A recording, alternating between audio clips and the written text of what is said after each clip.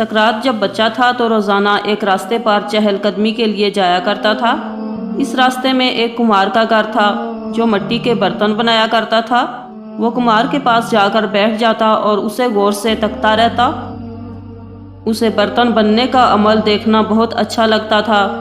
ایک دن کمہار نے اس کی محویت دیکھ کر اپنے پاس بلایا اور پوچھا، بیٹا تم یہاں سے روز گزرتے ہو اور میرے پاس بیٹھ کر دیکھتے رہتے ہو، تم کیا دیکھتے ہو؟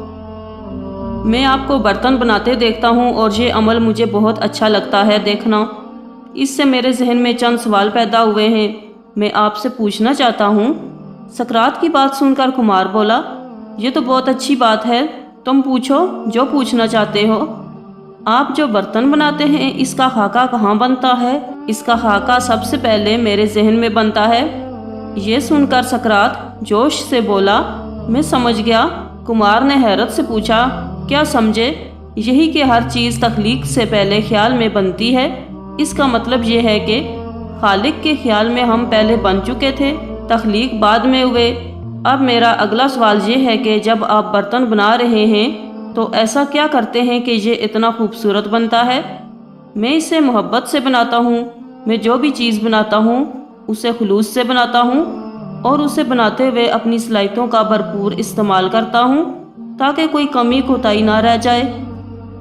سقراط نے اس بات میں سر ہلاتے ہوئے کہا، اس کی بھی سمجھ آ گئی، کیونکہ بنانے والا ہم سے محبت کرتا ہے، کیونکہ اس نے ہمیں بنایا جو ہوتا ہے۔ اگلا سوال یہ ہے کہ آپ اتنے عرصے سے برتن بنا رہے ہیں، کوئی ایسی خواہش ہے جو آپ چاہتے ہیں کہ پوری ہو؟ ہاں ہے، میں چاہتا ہوں کہ ایسا برتن بناؤں کہ دنیا عش عش کر اٹھے اور پھر ویسا برتن میں کبھی نہ بنا سکوں۔ کمہار نے حسرت سے کہا۔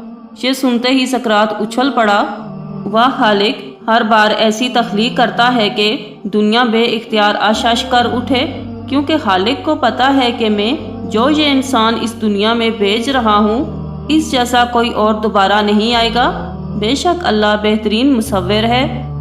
ویڈیو اچھی لگی ہو تو کمنٹس میں بتائیں، چینل کو سبسکرائب کریں، لائک اور شیئر کریں۔ شکریہ۔